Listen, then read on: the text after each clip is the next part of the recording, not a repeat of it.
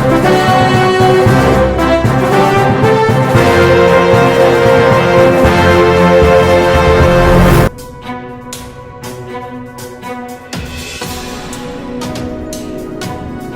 दोस्तों, आज एआईसीसी ने एक प्रेस रिलीज जारी की जिसमें लोकसभा इलेक्शन 2024 के प्रत्याशियों की हरियाणा के नाम की घोषणा की गई है। इसमें सबसे चौंकाने वाली बात रही हिसार से विजेंद्र सिंह की जगह जयप्रकाश का चुनाव मैदान में उतरना। बहुत चर्चा रही कि चौधरी विजेंद्र सिंह, जो कि भारतीय जनता पार्टी को छोड़कर कांग्रेस में आए थे, वो चौधरी वीरेंद्र सिंह के पुत्र हैं। चौधरी वीरेंद्र सिंह की हरियाणा में काफ़ी शख्सियत है, राजनीतिक शख्सियत है और उन्हें कांग्रेस में काफ़ी लंबा समय बिताया है। उम्मीद की जाती थी कि चौधरी विजेंद्र सिंह को ही टिकट दी जाएगी, लेकिन ऐसा नहीं हुआ। कांग्रेस ने अपने सर्वे के अनुसार जयप्रकाश को हिसार लोकसभा सीट से चुनाव में उतारा है। अब दूसरा चौंकाने वाला नाम जो आया है वो है करनाल से देवांशु बुद्धिराजा का। करनाल से सभी को पता है पूर्व मुख्यमंत्री खट्टर चुनाव मैदान में है और उनके सामने मुकाबले के लिए कोई प्रत्याशी सामने नहीं आ रहा था। नामों की बहुतों की चर्चा चली, लेकिन कांग्रेस ने अंत में देवांशु बुद्धिराजा को मैदान में उतारा है।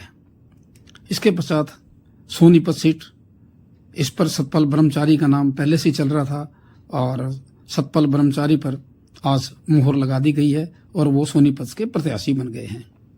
रोहतक भी पहले से ही इस सीट पर दीपेंद्र हुड्डा का नाम शुरू से चर्चा में था और ये एकदम पक्का था कि हुड्डा परिवार का ही कोई ना कोई व्यक्ति चुनाव मैदान में उतरेगा, लेकिन दीपेंद्र हुड्डा को चुनाव मैदान में उतारा गया है।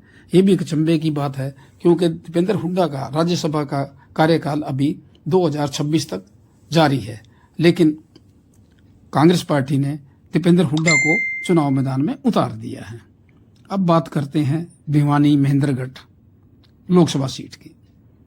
इस सीट पर SRK गुट और भूपेंद्र सिंह हुड्डा गुट में काफ़ी जद्दोजहद और खींचातानी चल रही थी और दो प्रत्याशी जो मेन रूप से भिवानी महेंद्रगढ़ के लिए चर्चा में थे वो थे श्रुति चौधरी और राव दान सिंह।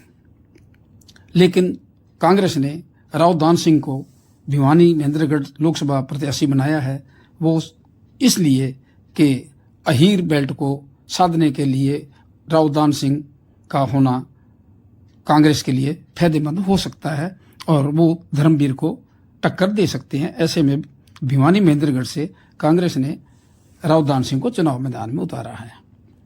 अब हम चर्चा करते हैं गुरुग्राम लोकसभा क्षेत्र के बारे में। गुरुग्राम लोकसभा क्षेत्र से कांग्रेस ने अभी तक कोई भी प्रत्याशी चुनाव मैदान में नहीं उतारा है और पिछले काफ़ी दिनों से सिने अभिनेता राज बब्बर और कैप्टन अजय सिंह यादव की चर्चा चल रही थी और जब कैप्टन अजय यादव से इस बारे में पूछा गया तो उन्होंने स्पष्ट कहा कि उन्हें राज बब्बर से कोई तकलीफ नहीं है, लेकिन राज बब्बर ने गुरुग्राम में पिछले 5 सालों में क्या काम किया है ये देखा जाना चाहिए। और दूसरा, उन्होंने कहा कि अगर किसी फिल्म हस्ती को उतारना है तो फिर चाहे वो रणबीर कपूर हो, रणधीर सिंह हो या फिर ऋतिक रोशन हो, फिल्मी हस्तियों को उतारना है तो चाहे किसी मर्जी उतारे। लेकिन उन्होंने ये भी कहा कि वो जो आज जो कुछ भी है वो सब कांग्रेस पार्टी के हाईकमान की वजह से वो कांग्रेस पार्टी के साथ ही रहेंगे, उन्हें टिकट मिले या ना मिले, लेकिन वो कांग्रेस प्रत्याशी जो भी होगा उसकी मदद करेंगे।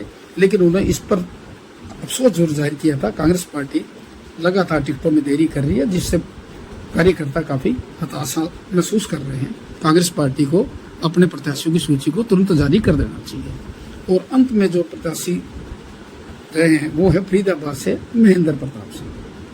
महेंद्र प्रताप सिंह का नाम भी पहले से ही सुर्खियों में था और फरीदाबाद से महेंद्र प्रताप सिंह लोगों की पहली पसंद बताई जाते थे और वो हमेशा अपने प्रतिद्वंद्वियों से आगे चल रहे थे।